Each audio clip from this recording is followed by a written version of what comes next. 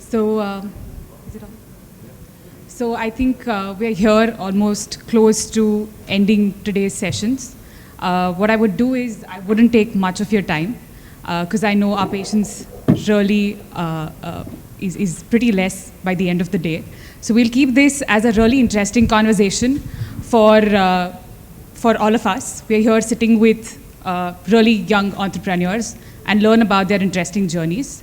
Although I am a lawyer by profession, I'm not here to interrogate you guys or cross-question. I would rather like to keep it as a fun conversation where we learn about their interesting journeys and also about their exceptional, talented startups. So to start with, I have a few questions which I would like to ask. And maybe you guys can give your own views to it.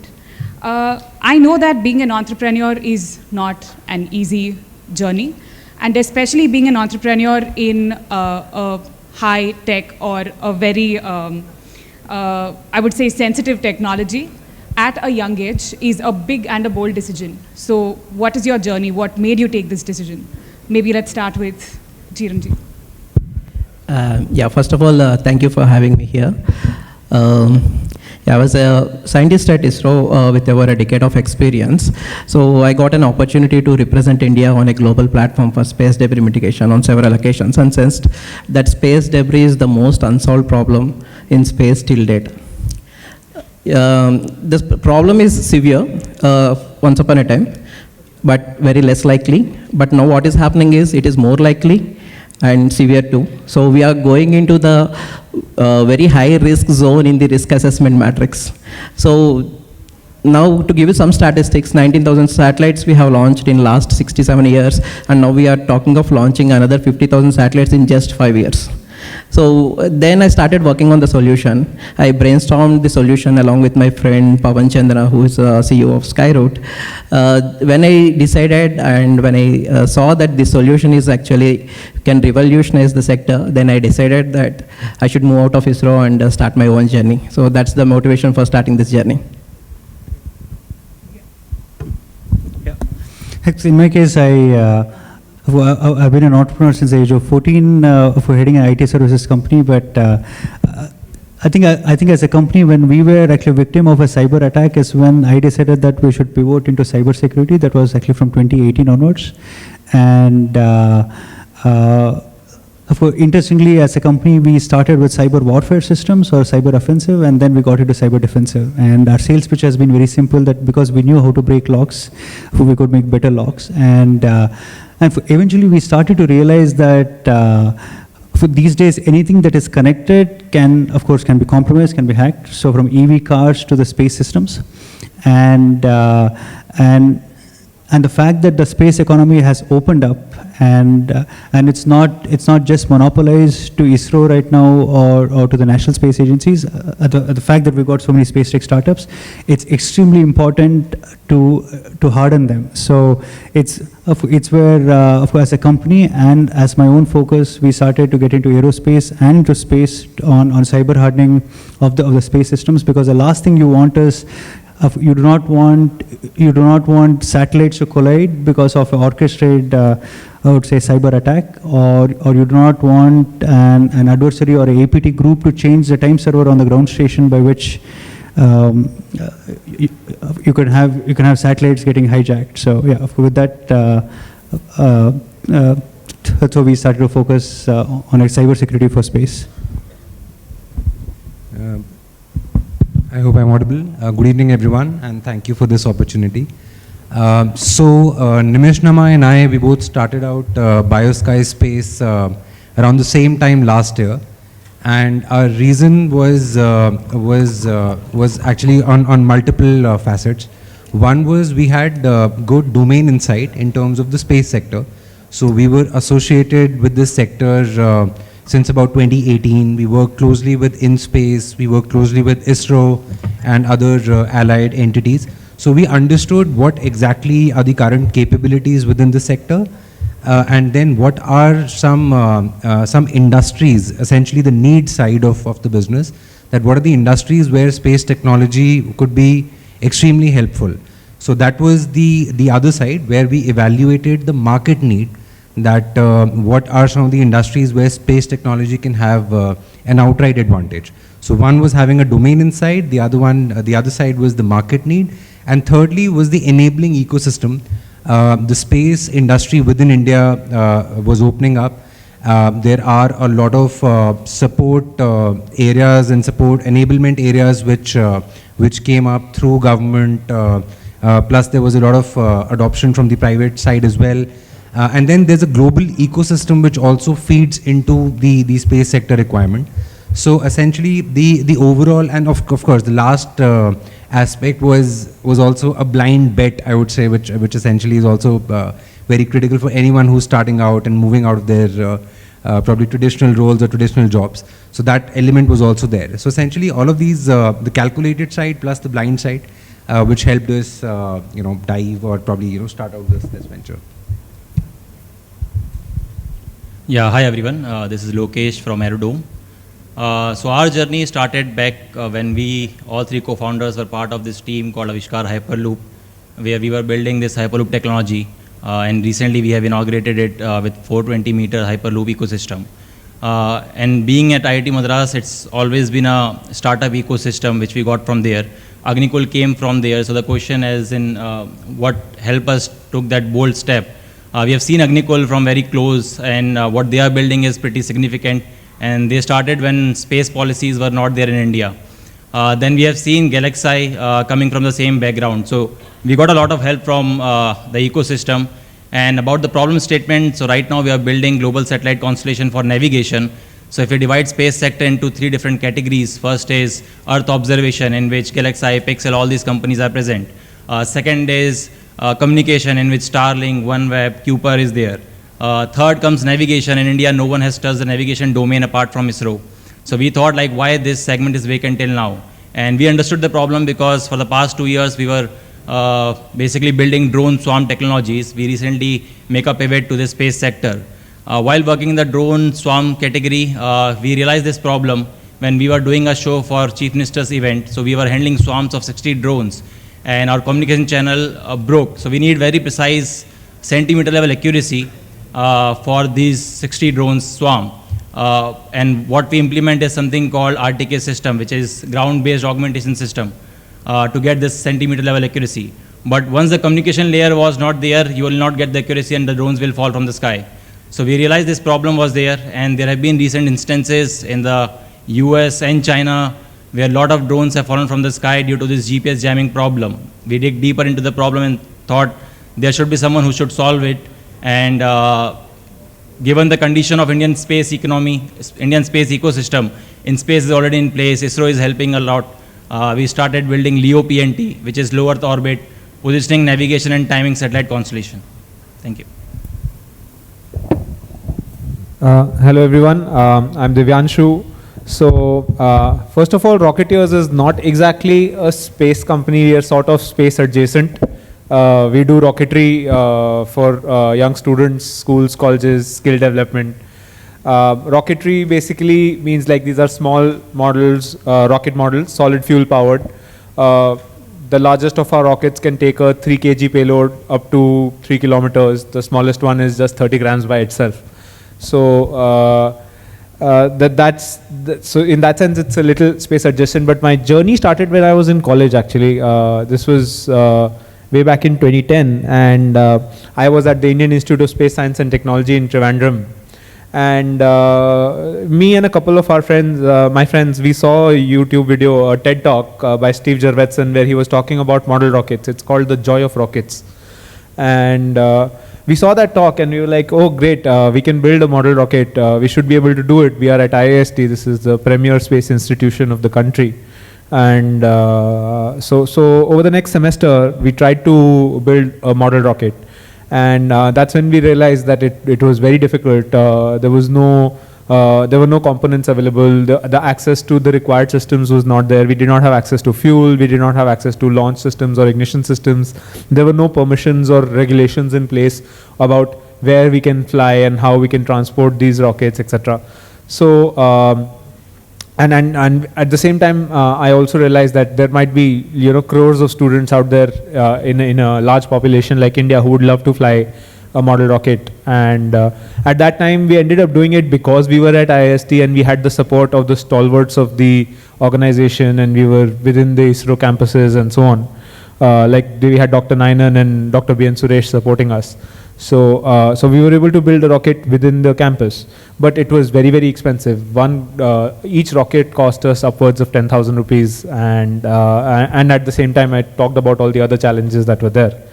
So that's where the journey sort of started. The problem statement was quite clear, and we wanted to make rocketry accessible, affordable, and safe for Indians, and that's how we ended up starting Rocketeers, and now we have more than 200 products available off the shelf, where students and institutions can just buy different components and different subsystems to build their own rockets and fly them. And we are now flying upwards of 100,000 rockets a year. All right. Thank you very much for explaining what made you choose this and take this decision. I think being an young entrepreneur also has its advantages and disadvantages. At times, there are a lot of benefits that you get and support that you get being an entrepreneur, especially a young entrepreneur.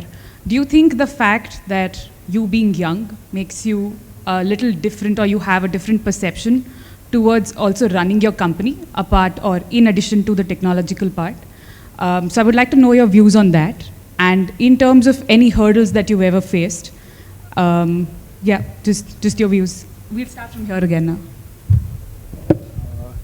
So it comes with its sort of positives and negatives. One of the great things is that you have a much more different perspective towards the world, and so you tend to do things in a way that most people who have been in the industry for a long time don't, and you in general don't obey the long set rules that there might be for any domain or any ecosystem.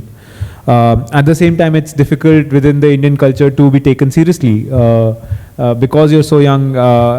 People in positions of power and older people, they may not take you as seriously.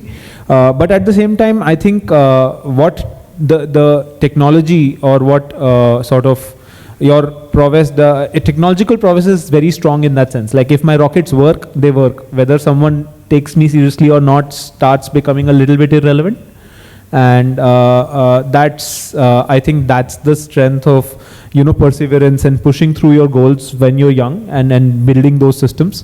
And once you're able to do that, once you're able to focus on that, I think everything else is a broader positive, and you can really create a strong impact.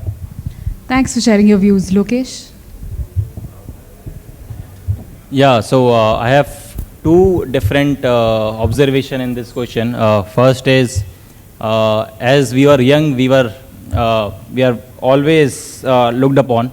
So I have not faced this issue while being in the space ecosystem, but while we were developing Hyperloop, and the problem statement in front of us was to make a 6mm thin tube, whereas SpaceX has made 17mm, Hart Hyperloop from Europe has made it 22mm.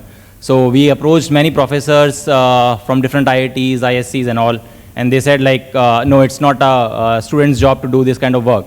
So at that particular moment, like we feel, yeah, this is something like being young and is playing a negative role in this aspect, but we have done it.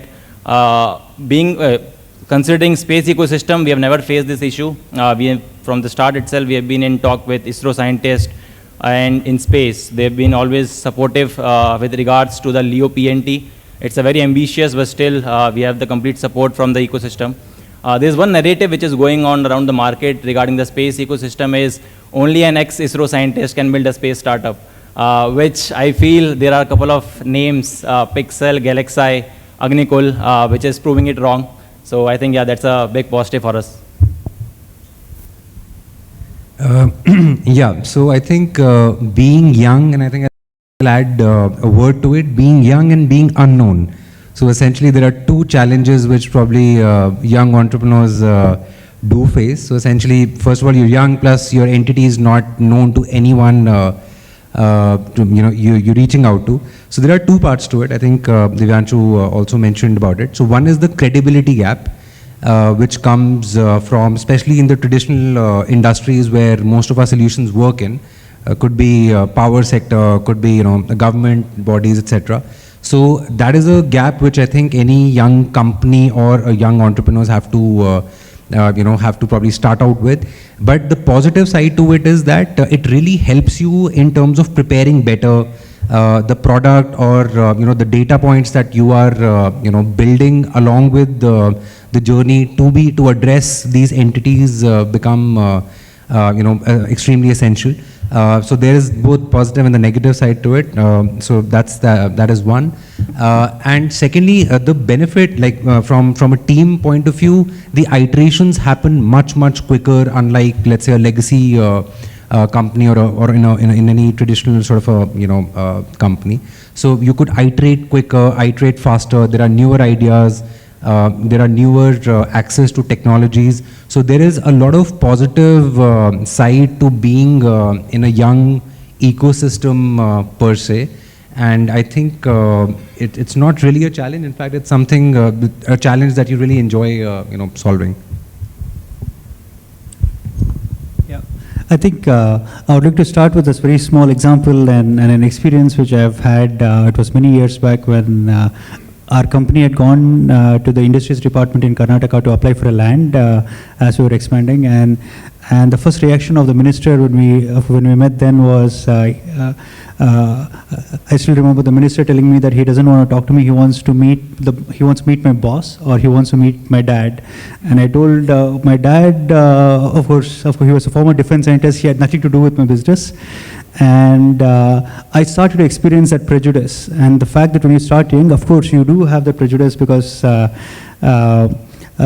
the fact that you're very young and you do not have a fancy last name, and also the fact that when you start working with the national security agencies or the agencies associated with the intelligence community or the Ministry of Defense, it's exactly similar to the other panelist who mentioned that if you're a former ISRO scientist, of course you may have some advantage. Of course, with all due respect to you, but in the defense sector, I've also seen that if you are a veteran, you also have an advantage there. And of course, with all due respect to the veterans, I've seen that if you cannot speak that 4G language, you're always seen as an outsider. So it are two challenges that you need to fight there, and also lack of trust. And of course, you need to build the trust that you're not a fly-by-night operator. You're here not for a short game, but as a company, you will be here to stay and to service them.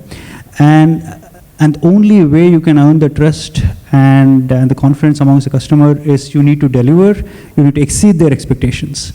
And I think it's something that we've been doing. And in terms of the advantage, I think the big advantage which I have seen in my life of actually starting very, very young is the fact that we did not, I've had a board member, I still remember, used to tell me that, he used to make the statement that actually his experience is my age, so I need to listen to him.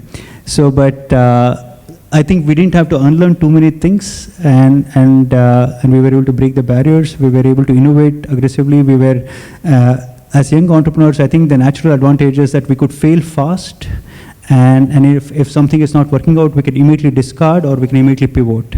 Yeah. Yeah. First, I would like to answer Lokesh and Suhas that out of more than 350 startups which are registered with InSpace, only 10% are ex-ISRO. So there is no such notion of ISRO scientists only will start the space startups. So it's not there. 90% of the startups by all young other people, and I'm really appreciative about that. Yeah, coming to the question, young entrepreneurs, there are like pros and cons, like any other factor. The pros are they're not carrying any baggages. They don't have much thing to unlearn and then learn again. But the cons here is there is a notion that these young entrepreneurs are chasing some pseudo dreams. So that has to be breakdown. Like we need to validate what we are talking, our ideas, through participation in the competitions and to go for a quick demonstrations and prove that whatever we are talking is actually right. So that then everyone will believe on what we are talking. So there is another part of your question which no one have answered, that is we have to do a lot of other things like legal, etc., all by our own. So at ISRO, I was doing only technical work. I was supported with whole lot of people. Now I became the supporter. I am doing only the whole lot of work, not the technical work. That's quite interesting, and like you rightly said, there's a lot of learning and unlearning. But I think this is given like whether you are in a startup or you're at a company. Since you guys are still young entrepreneurs, there are certain decisions that you make that you may not really appreciate now. Some decisions that you've made in the past. If there was one such decision that you could go back and change, something that you could share with the audience in a single line because of the paucity of time, what would that be? Yeah, I strongly believe there are no rejections in life, there are only redirections. So I don't reject any of my past decisions, but I only reject on the timing of the decision. I would have been an entrepreneur much longer back. Interesting. I think as a company which was bootstrapped, I fully regret the fact that we started off as a service company and we did not invest so much into products. And we should have actually collaborated with academia and R&D institutions much earlier. And I think it's one decision I actually regret. Okay. I mean, if you're having a successful business, something that you started from the age of 14, and if it's running even now, there's definitely something interesting about it, and we definitely like to learn later. Yeah, it's also the fact that we had to pivot of multiple times from an IT services to cybersecurity, and now cybersecurity for defense and space with products. I think when you're too young, you have a temptation to say yes for everything.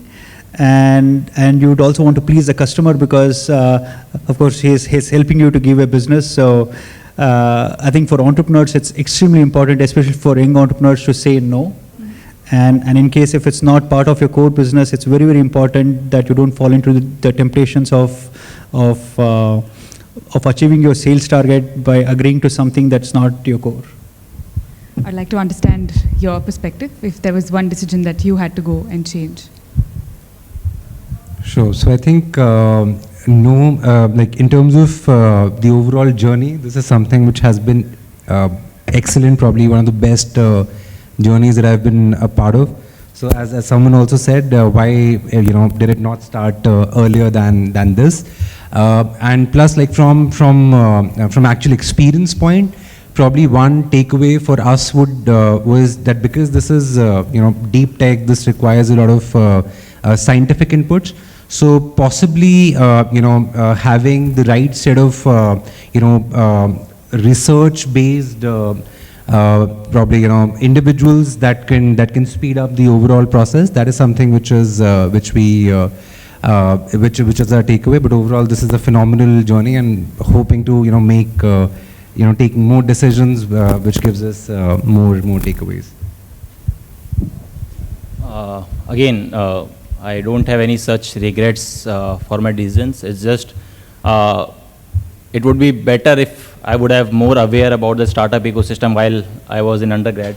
That's the only thing I missed. Like I should have started while I was doing my B.Tech. I did start startup while I was doing my M.Tech. That's the only thing which I have. So yeah, there are no regrets as such.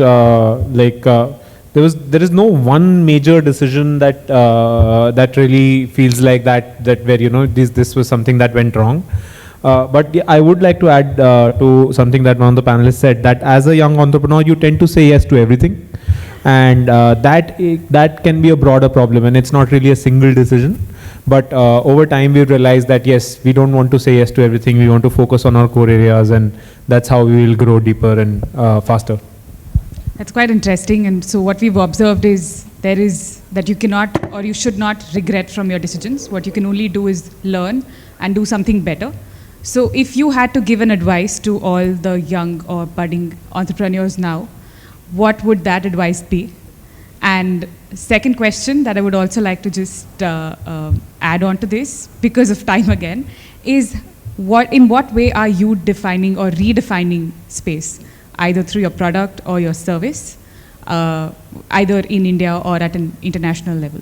So I have a single answer for both the questions. First, for the young entrepreneurs, have resilience and build from India to the globe.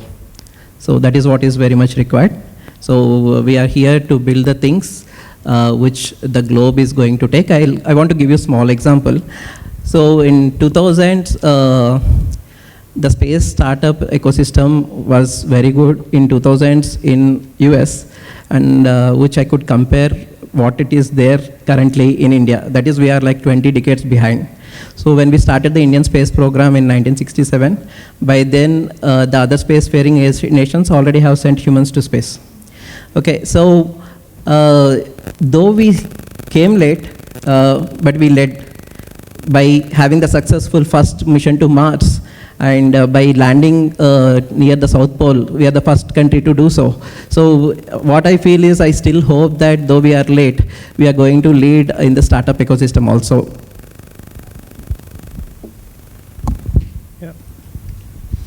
In terms of young advice to the entrepreneurs, is probably a single line advice which I want to give, that the past is a thief. If you allow it, it will steal your future and the present. It's something which Bill Gates told me when I was in my 20s, when I happened to bump him inside a washroom because his EA never gave me appointments. So it was at World Economic Forum Davos where I was shamelessly aggressive, and I think all my school days I was introvert, and I think when I became an entrepreneur, I had to be extrovert. And so my advice is, you need to be shamelessly aggressive, and the most important is, do not allow your past to steal your future and the present.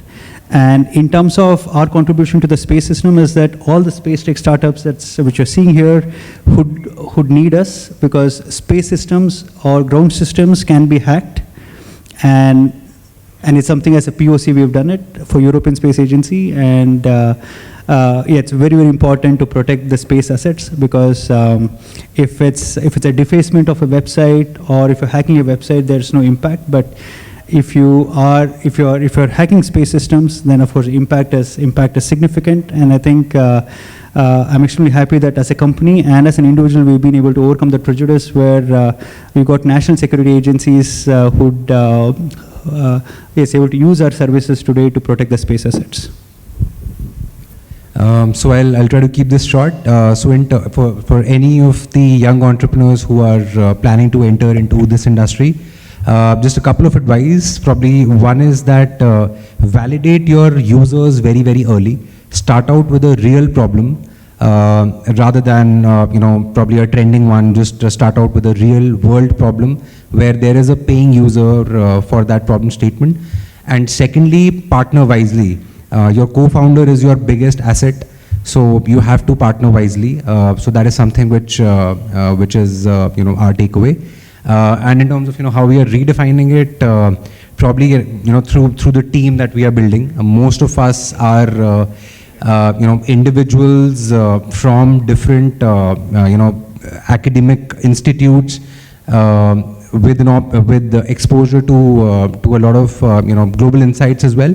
However, we are trying to build a solution based out of India through a talent that has exposure of cutting edge technologies globally. But our focus is to build a team which serves multiple industries globally, but from India.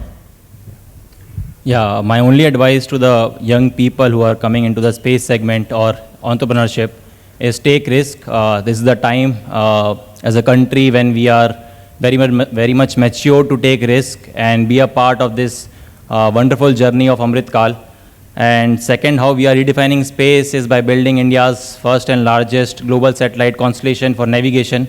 And I take this opportunity to announce we'll be launching our first space-based PNT demonstration in next 15 months. So yes. So my advice to young entrepreneurs would be if you want to start today. Don't wait for tomorrow. It's don't overthink it. Don't worry about the risk, the society, the culture, the problem, the product, the solution, whatever. Just start doing it, and your path will chart out itself for you. Even if you fail forward. But don't wait to start. And as to how we are creating impact, when I started off in 2014, India was flying less than 500 model rockets a year. US was at that time averaging around 10 million model rockets a year. Today, US flies 12 million model rockets a year. India is launching upwards of 100,000, upwards of 1 lakh rockets a year, out of which we have 97% market share. So before we move on to the Q&A session, just one last question to the panelist. If you had to describe your journey until now in one word, what would that be? I would like to start with you. In one word? Yeah. Any kind of an adjective that you could give to that. Well, it was definitely not boring. Okay, that's cool. Lokesh, what about you? Yeah, I would just like to thank the Indian space ecosystem. That's my one word for the entire journey. It's been very supportive from ISRO as well as from InSpace. What we are thinking is LEO PNT, which has not been proven till now anywhere in the world. US is doing it, Europe is doing it. ISRO has given a lot of support to us. We have been in talk with the complete navigation team in SAG with ISRO. The director, Nilesh Desai sir, called us and had a brief discussion with us. He was very interested in what we are building. So without InSpace and without ISRO, we could not have thought of this big ambition. So phenomenal is the word for us. Interesting. For me, it's perseverance. For me, it's a roller coaster ride. So there are so many ups and downs in this short period, but I hope this all will fade out on a longer run and having a upward trend. Thank you. Audience, any questions for these panelists? We'll just be taking 2 questions. So, yeah.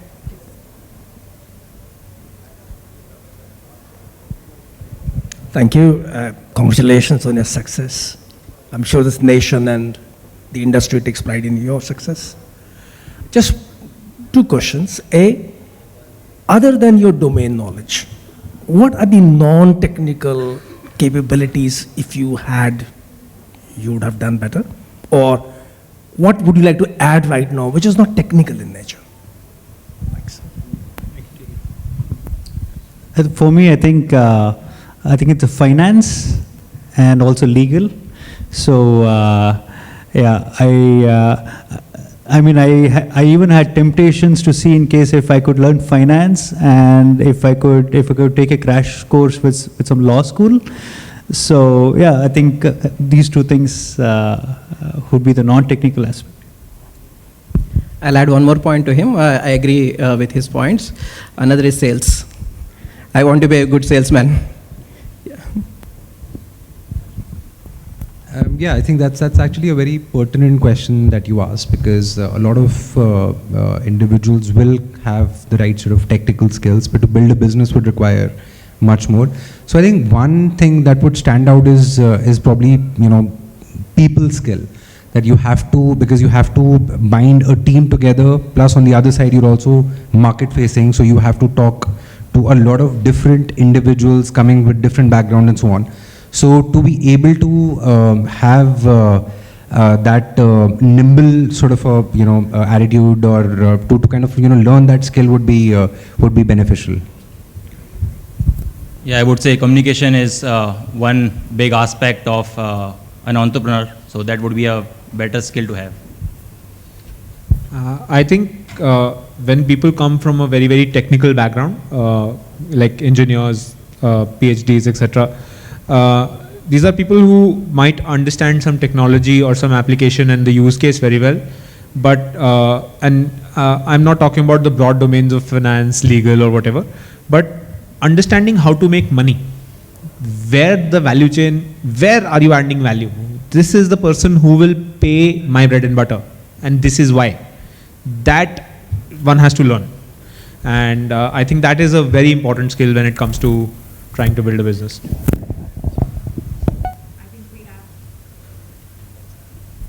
I think we have another question there. That'll be the last question, I'm sorry. Yeah, hi. First of all, congratulations. And a bit about me, I am Krishna and I am the CTO of Orbita, currently 19 years old. And I have my co-founder with me here. Raise your hand.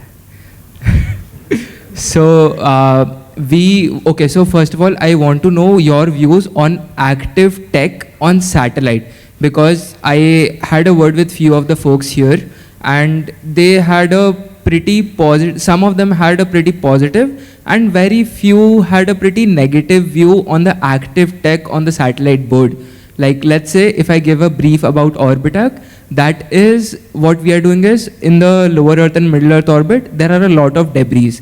So what we are doing is the satellite and the constellation, when it goes up, so it'll auto maneuver the satellite in order to prevent the collision between the debris. So I wanted to know your views on it. I think that question is some question for like a deep conversation with each one of them. And I think you should catch hold of them after this panel discussion. So if that's okay with you, we can maybe conclude this session. Or? Can quickly answer. Yeah, sure. Yeah, and we would like to see you next sitting here, you and your co-founder. To quickly answer your question, the active tech is very much required, but then the growing population of satellites, you try to maneuver your satellite by its own intelligence.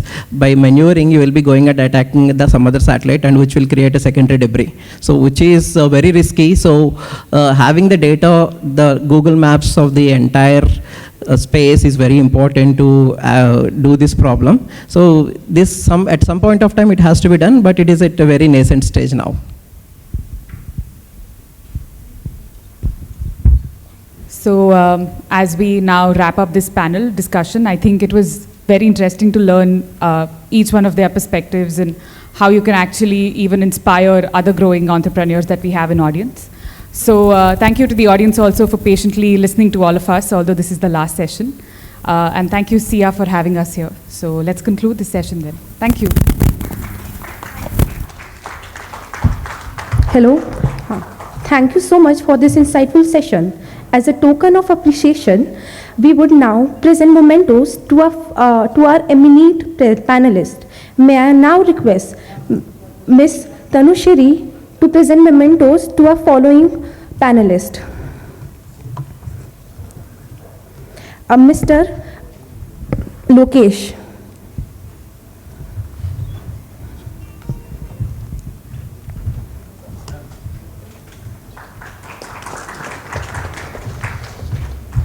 To Mr.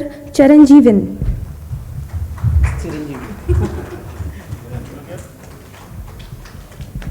To Mr. Suhas.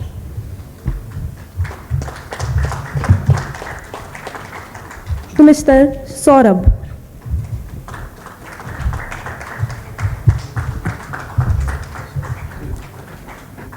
To Mr. Divyanshu.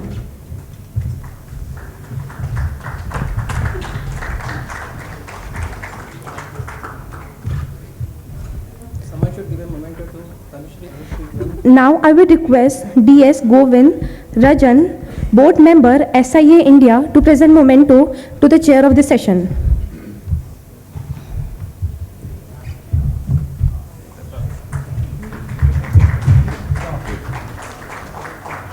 Now I will request everyone to come forward for the group photo.